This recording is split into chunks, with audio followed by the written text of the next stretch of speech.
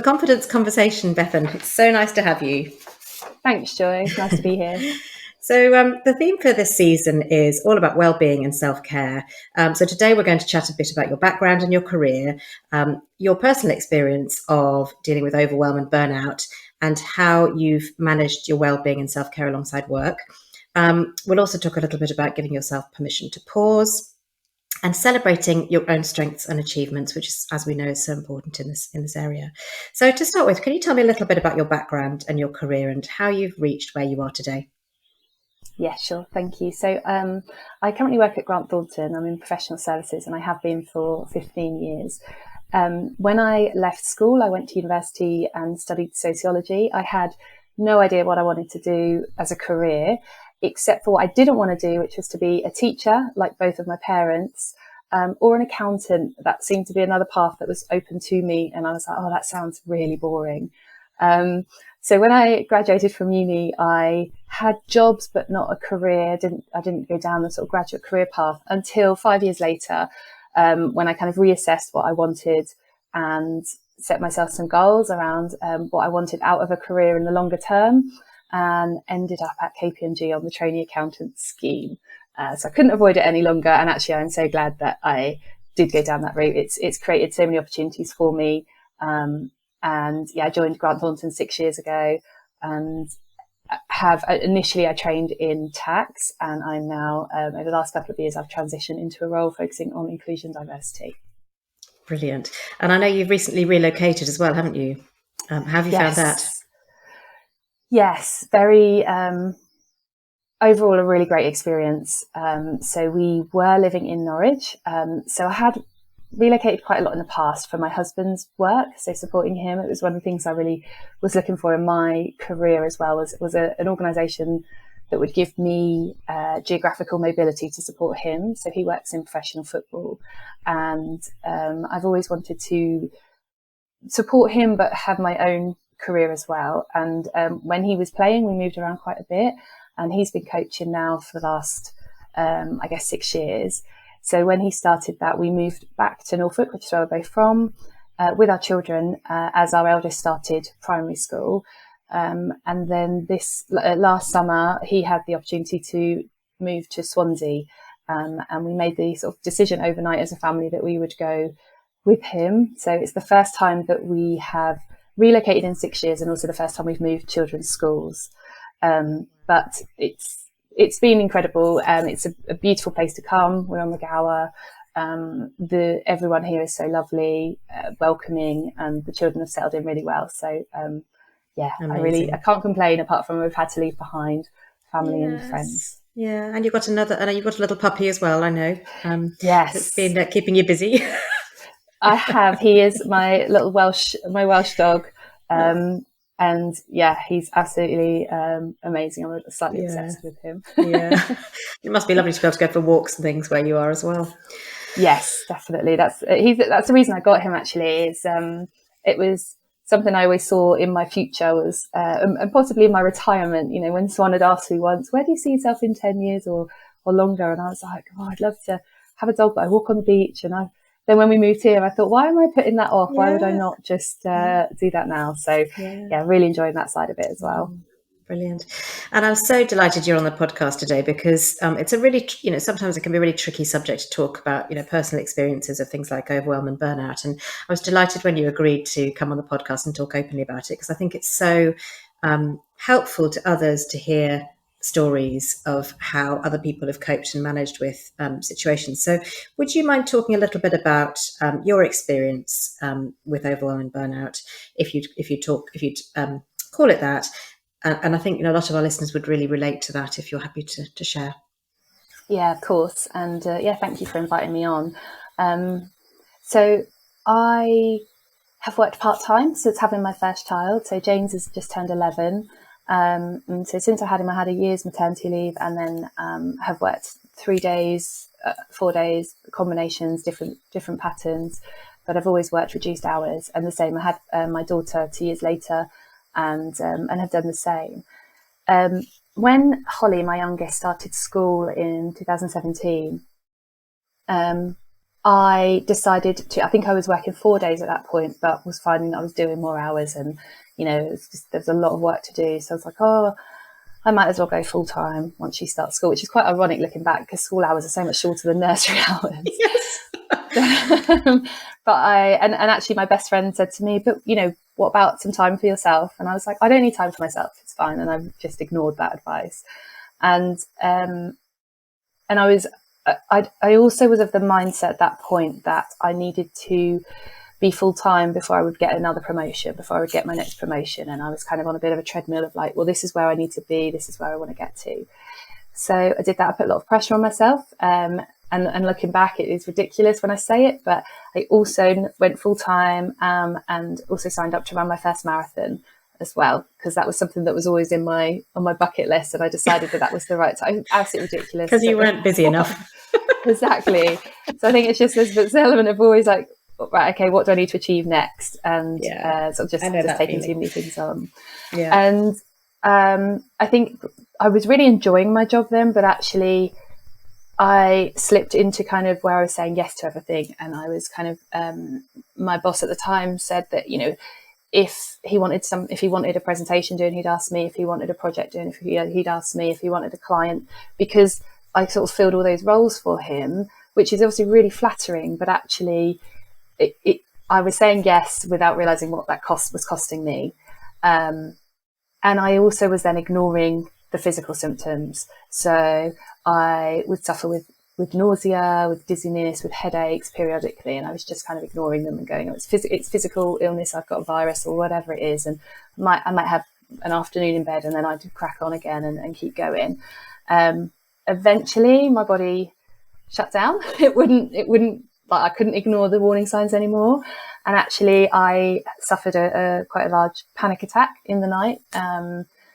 So this is about 6 months. So this is March time, about 6 months after I'd gone full time again, and I'd never had a panic attack at all. And it was sort of on reflection, I was like, that must have been what it was. Sort of the hot, cold sweats, the just disorientation, everything. I didn't know what was going on. Ridiculously, even then, I still got up at my 5:30 alarm to drive 90 minutes to do a presentation, and I sort of ignored the fact that I was feeling so dreadful. But I got halfway there and sort of started to feel like a migraine came on. So again, my body was telling me, you've got to stop. And so I eventually listened. I think I just didn't want to let people down. And so I was kind of on this, keep going. So I stopped the car. I made the call to say I couldn't make it. I went home, got into bed with my laptop so that I could finish off the bits I needed to finish off. Honestly, ridiculous. And then, then I think probably the next call I did was call my mum and say, I need some help. I phoned the doctor, had a phone call with the doctor, and the doctor said, I said, I need to not work anymore. I need to just quit. That was sort of where I got to. And the doctor said, why don't I sign you off for a couple of weeks and see how you feel? And I said, oh, okay, but I couldn't see it changing. And actually, in the end, I did only have a couple of weeks off, and that was enough. But it was like, I really, really hit rock bottom. I remember I couldn't even... I think there was a day where I was having someone round to look at the washing machine, and I had to say to my mum, can you be here for that? Because I can't open the door. I can't answer the door to this tradesman. And, that's like crazy. I don't recognise that person. I just was so uncomfortable and ill, basically. So that was probably the first time that I ever really gave thought to my own mental health and what I needed to do. And like I say, I was often confusing physical symptoms with actually what now I know is my mental health and the kind of attention I need to give that side of things. Yeah. And immediately I dropped my hours back down. I went right down to 3 days a week.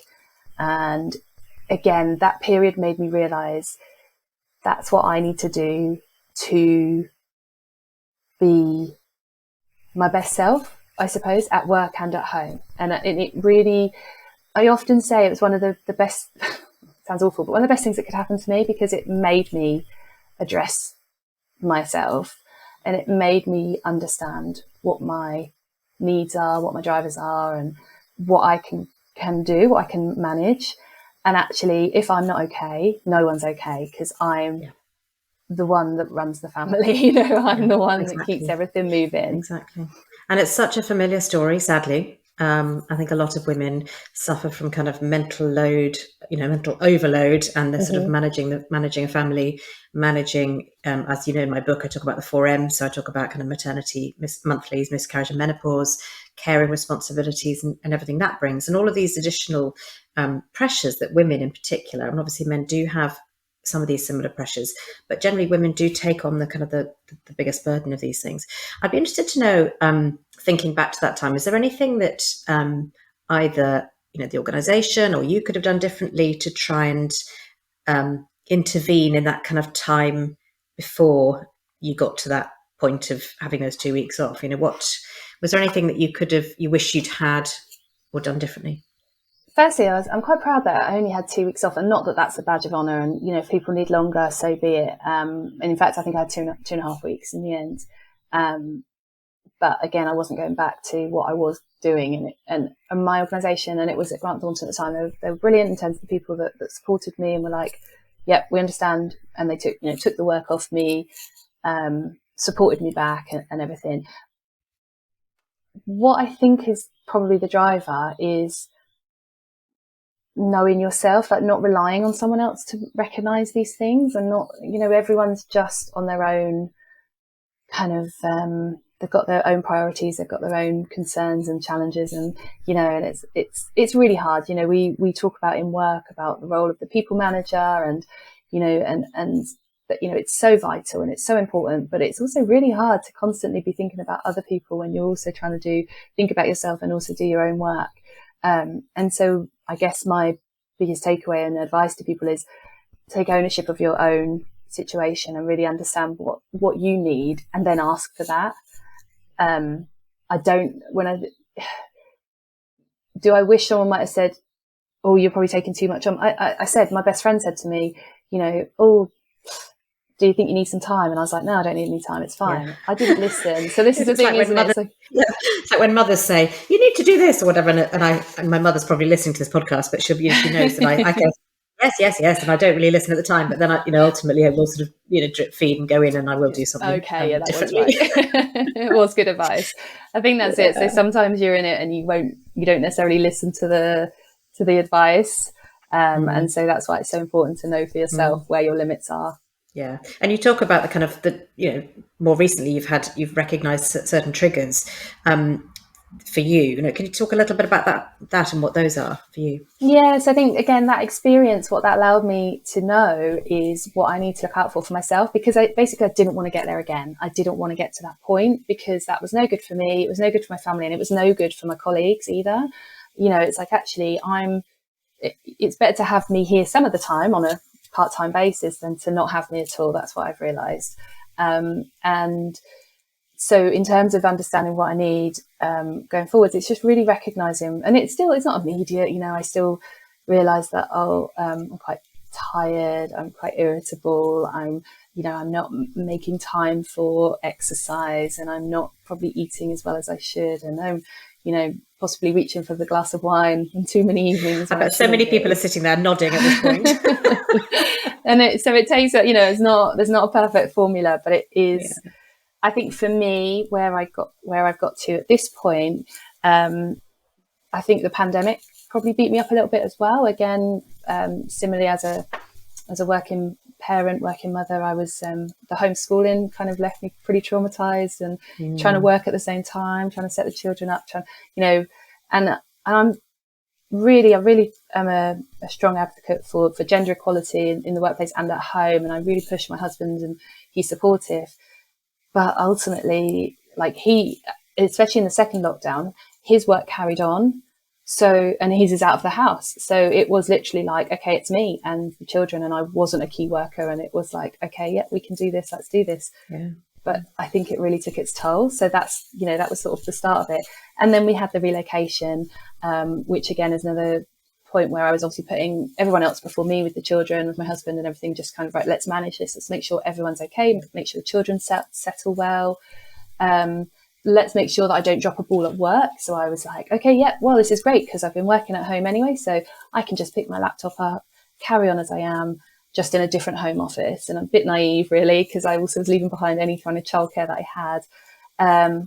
And even that, actually, so my children are now primary school age, year 4 and year 6. So it was like, oh, well, I don't really need to get much after school care in place because they can come home, they can look after themselves and, have a snack, and I can carry on working. So yeah, I kind of just thought it was all okay. And then I got to the point where I was like, I'm exhausted. Work was creeping into everything. So I was taking children to school, coming back working, picking them up, coming back working, taking them to their clubs, coming back working, putting them to bed, working. It just wasn't okay. That isn't what I want from my life. And so something had to give. And at that point, I was lucky enough where I could reduce my hours. I was doing 2 jobs, actually. Again, probably not the best situation. It's like a perfect storm. But I was able to kind of drop half of it. So again, really fortunate to be supported in that way, where I could say, this isn't working, something needs to give, and being responded to in the right way by my organisation. So I dropped my hours right down, ended up doing sort of 3 short days, but actually still felt like I was not quite giving what I wanted to be giving to work. And I likened it to feeling like I was at the bottom of a down escalator trying to go up, just sort of fighting against the tide all the time and never quite being my best self at work, which I want to be. And actually, ironically, I feel like I was letting people down, but really I was letting myself down, because actually turning up sort of substandard is not how I want to operate. And so actually it's about taking that time to think about that and reflect. Yeah. And it's really hard, isn't it, with the working at home thing, because I do it as well. And it's very hard to create those boundaries and be really strict with yourself. I'm not very good at doing it, if I'm honest, because it's so easy when you can have your laptop with you, and it's very easy to kind of have that always on. So it's really hard to make those boundaries, and it's something I think a lot of us struggle with. So you're now on a sabbatical for 3 months, aren't you? Yes. So how did that come about, and what helped you make that decision? So I was, I'm sorry, I've got my son. This is the first official day of my sabbatical, and I've had to collect my son from school because he's not very well. So he's really encroaching on my time at the moment. He's fine. He can sit and listen. He's just emerged from his room.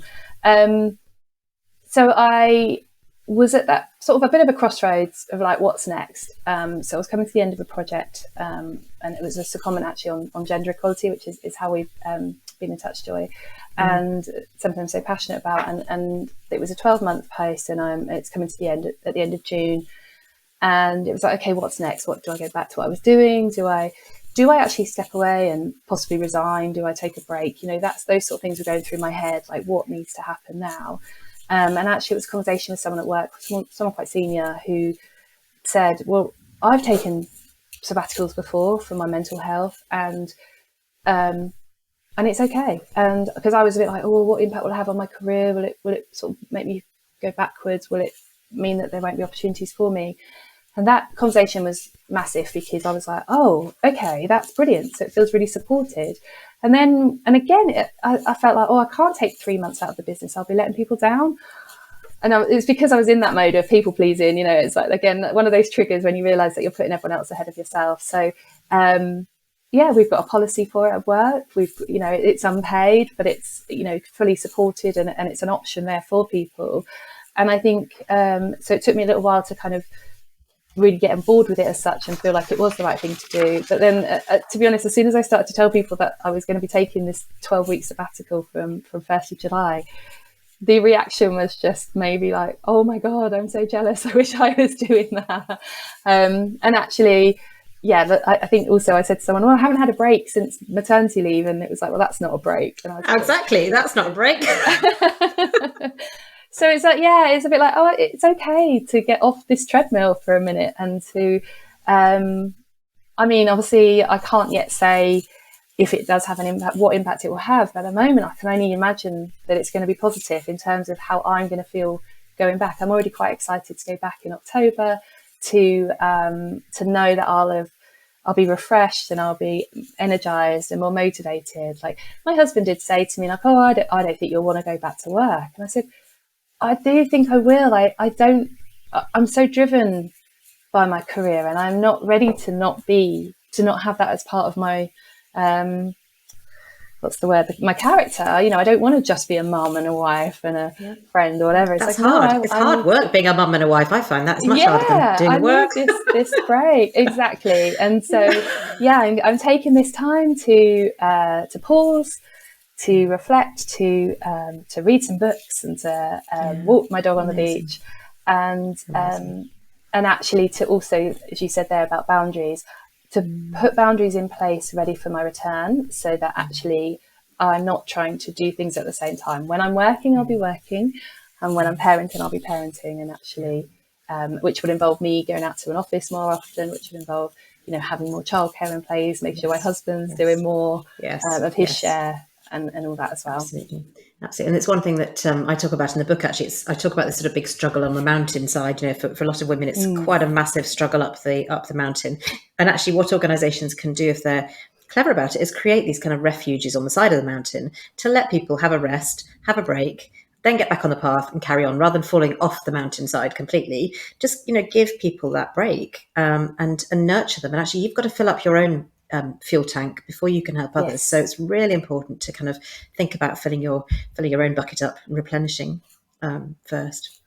Well done for making that happen, and I hope your sabbatical is as exciting as and relaxing as it can be. I mean, 6 weeks of it will be spent with the children on their summer holiday. So that's lovely to be able to do that. It'll be so lovely to do that. It'll be so nice. And not have to do not my normal. Exactly, my normal spreadsheet of you know, who's looking after them what day and all that, which I do. So I'm looking forward to that, even if it means that there'll be less sort of time for me to read my books during that period. No, absolutely. So before we finish, I wonder if you have any sort of final tips for women on looking after their own well-being alongside their career. I mean, you've given so many today, but is there any sort of nuggets of sort of wisdom that you could leave people with? Well, one thing you just mentioned then about the sort of the mountain and the kind of taking those chances, to pause and rest. And I think I've definitely been guilty in the past of probably trying to compare myself to other people and other people's journeys, and actually, you know, even to the point where I mentioned at the start that I joined the profession late as such. I was, you know, 5 years postgraduate when I joined with a load of 21-year-olds. So, you know, always felt like I was playing catch up. And actually, it's about your own journey. It's about your own. So, you know, I still have ambitions to get to partner. So I'm a level 4 at the moment. Our partners are level 6. So it's like, actually, that's still something I see in my future one day. But actually, what I've come to terms with, that it doesn't have to be tomorrow. It can be in the future, because what I want to do is enjoy the journey as well, and make sure that I'm content with each stage, and, you know, having that time with my children, and time for myself, and time to walk the dog, and, you know, rather than race to the top and then look around and not have anything or anyone to enjoy it with. And, you know, our careers are long. I think retirement age is going to get further away. Absolutely. So it's about actually making the most of that journey. So I guess my top tip would be don't compare yourself to anyone else, and just really, really understand yourself, really understand your own triggers, and do what you need to do to be happy and healthy. Amazing. Thank you so much, Bethan. That's been an absolutely fantastic conversation, and it's so helpful. I've taken lots of tips away from it from myself as well. So thank you so much for coming on the podcast. Thanks for having me. Speak to you soon.